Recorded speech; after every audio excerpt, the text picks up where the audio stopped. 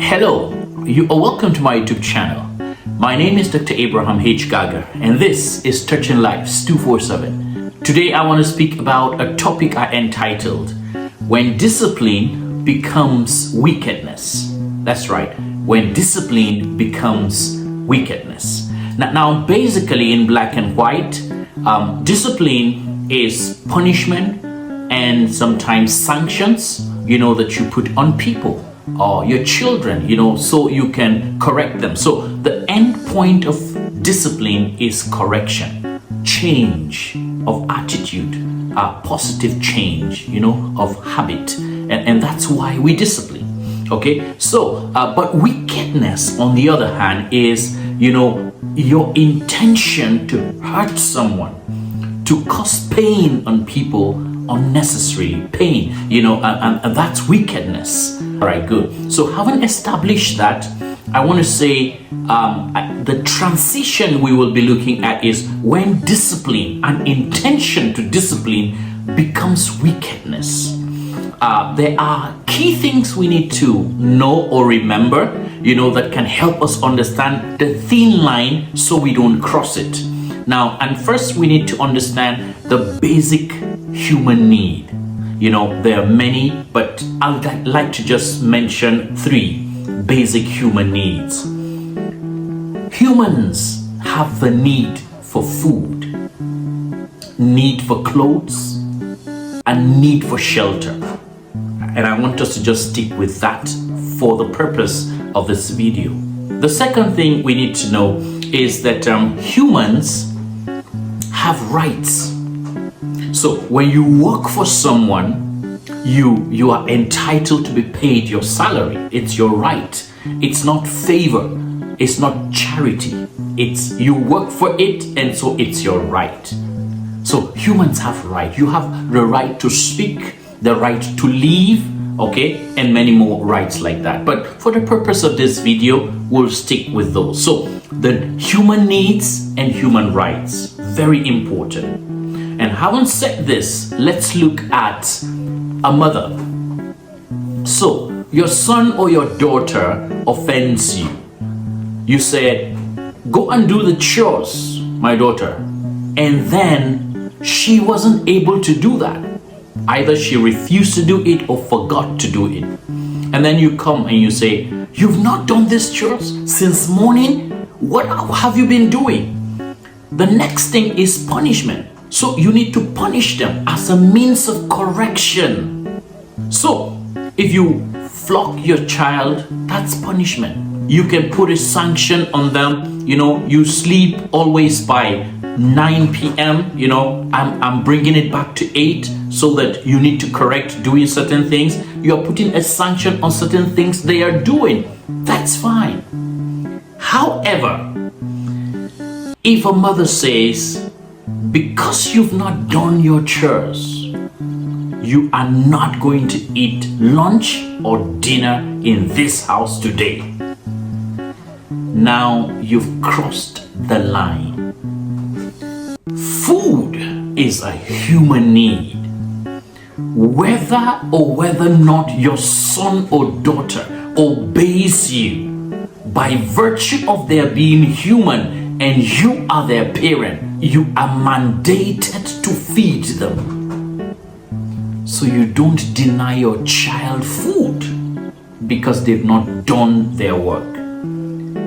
At this point, your intention for discipline has become a wicked action.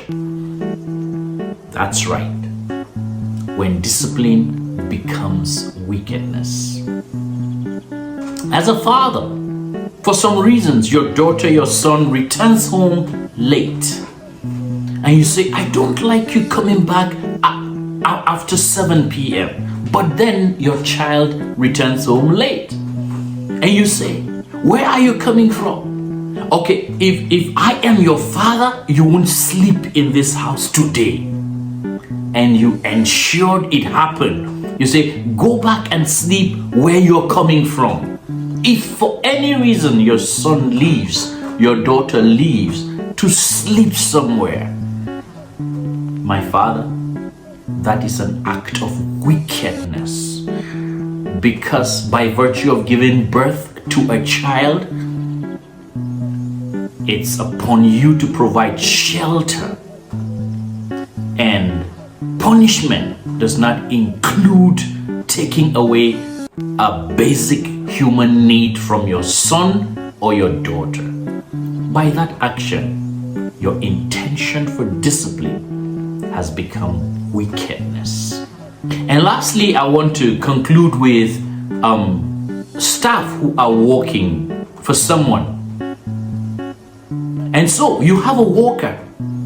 You have employed somebody to work for you as a house help or to work for you in the shop, to sell things. And then for some reasons, the person did not show up and say, oh, I am not feeling fine. Or, oh, I couldn't make it because my child wasn't doing well. Or for some reasons.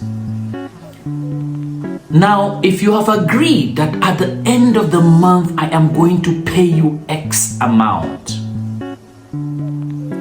By the end of the month, you don't have the right as an employer to say, I employed you. You were supposed to clean the house. But 2 days, you have not come to work. Or last week, the way you were working wasn't committed. So I'm not giving you full salary. I'm paying you half salary this month. That is an act of wickedness. Yes, sir. Yes, ma'am. Because the person worked for that month, he or she deserve their wage. It's their right. They weren't doing charity. You're not doing charity to them. You're not favoring them. They worked. Even if throughout the month they did not come to work, if you've not terminated their appointment, they deserve to be paid. Absolutely. You heard me well.